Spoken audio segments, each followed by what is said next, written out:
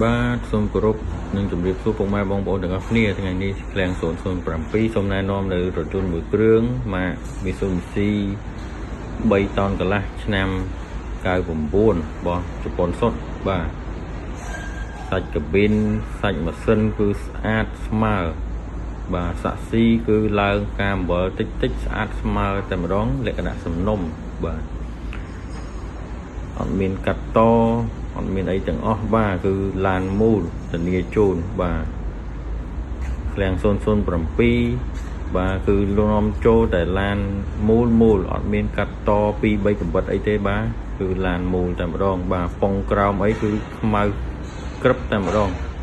លក្ខណៈធម្មជាតិនៃការប្រើប្រាស់បាទសាច់ថ្នាំបាទសាច់ម៉ាស៊ីនគឺស្អាតស្មើលក្ខណៈសំណុំឃ្លាំងបាទពុកម៉ែបងប្អូនដែលមានបំណងចង់ទិញដាច់វាយដូរឬក៏បង់លុះបាទហ្វេនរបស់ជប៉ុនបាទអាចមកមើលឡានមួយគ្រឿងនេះបានបាទរបស់ជប៉ុនសុទ្ធបាទតែមានអាស័យដ្ឋាននៅខាងលិចវត្តក្មួយបាទសូមអរគុណ